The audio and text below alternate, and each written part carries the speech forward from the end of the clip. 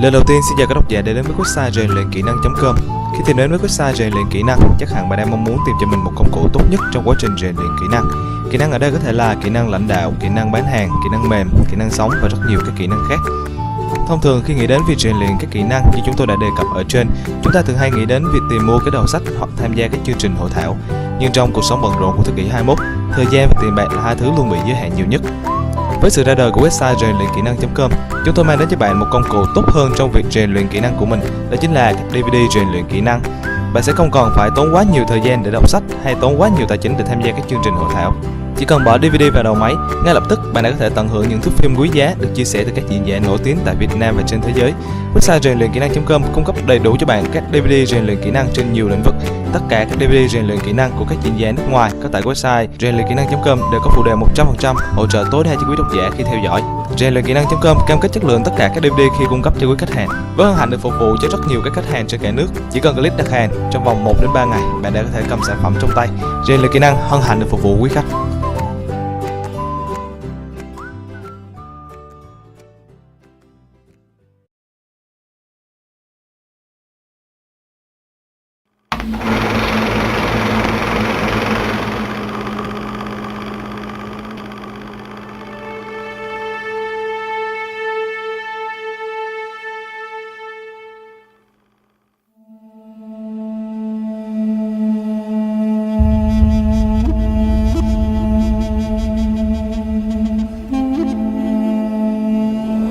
From the beginning, humanity has yearned to understand itself and its relationship with its Creator.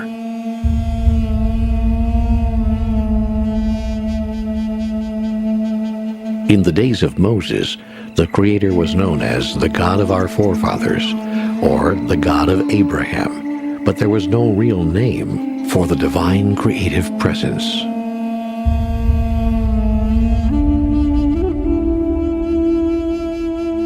Then one day, Moses, who was just a poor shepherd, came upon a burning bush, and yet the fire did not consume the bush.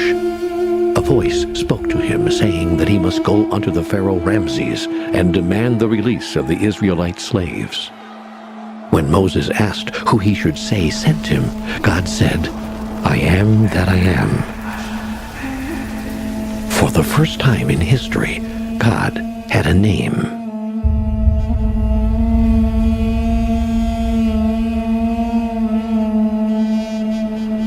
Armed with the power of God's name, I am that I am, Moses produced some of the greatest miracles of the Bible.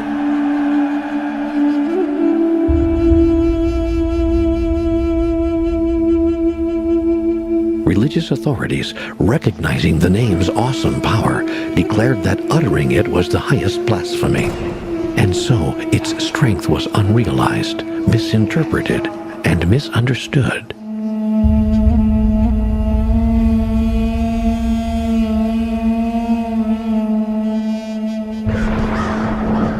Moses never reached the promised land, nor did the code that could unlock the awesome power of God's name and set all of humanity free.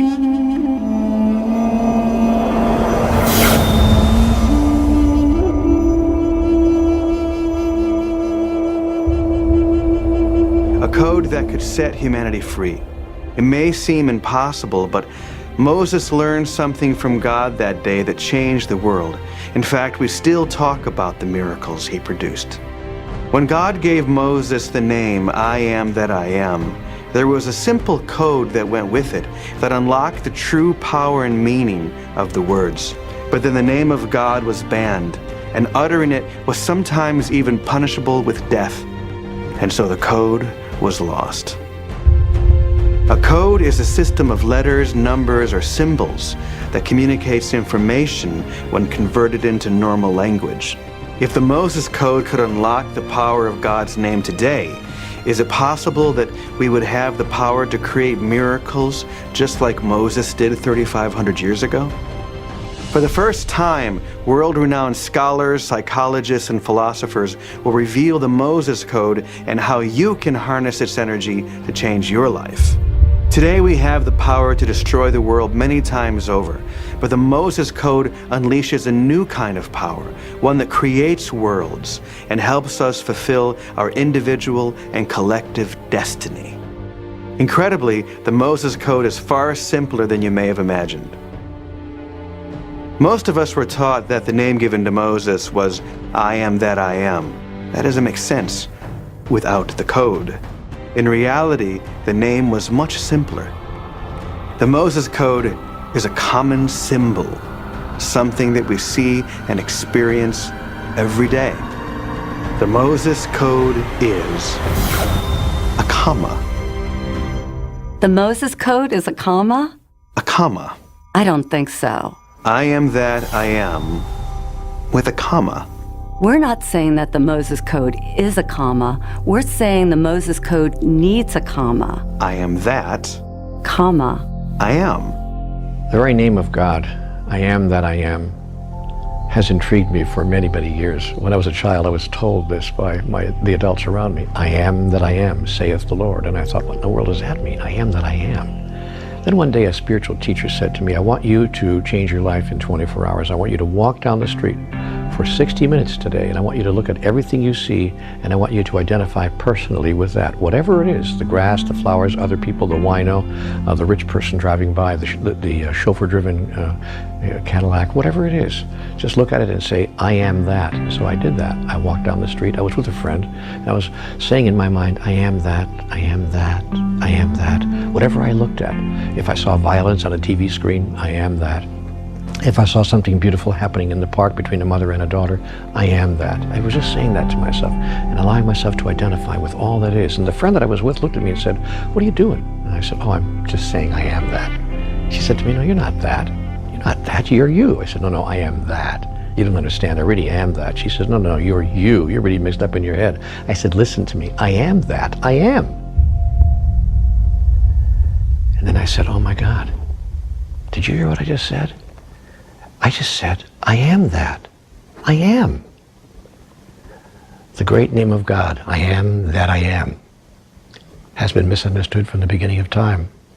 It's simply God's simple way, God's very human way of saying an enormous truth. I am that. I am. This is the presence of God saying, I am that. Everywhere you see me. People used to say God is in everything. Really, everything is in God. God isn't just saying that I created that. God is this field, this presence that is everywhere in its fullness. God is saying, I am that. I am that. I am that person. I am that. I am that experience. I am that. I am every that there is. Many of us are still stuck at kind of a fifth grade idea of God. And so we have, I am that I am is this man in the sky with a white flowing beard and these big long flowing robes. God made us in its image, and we've been trying to return the favor ever since, meaning that we've made God in a man's image.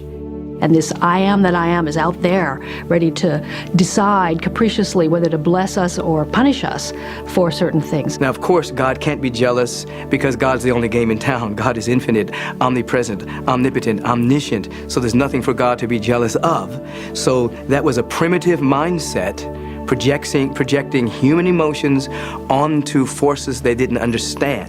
And we project that presence outward instead of having a relationship with that presence inwardly.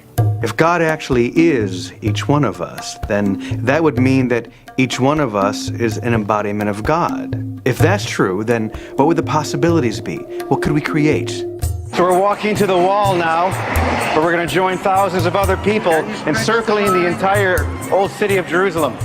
But before we go there, we're going to explore 3 keys for unlocking the experience of being an embodiment of God, actually feeling it in our bodies.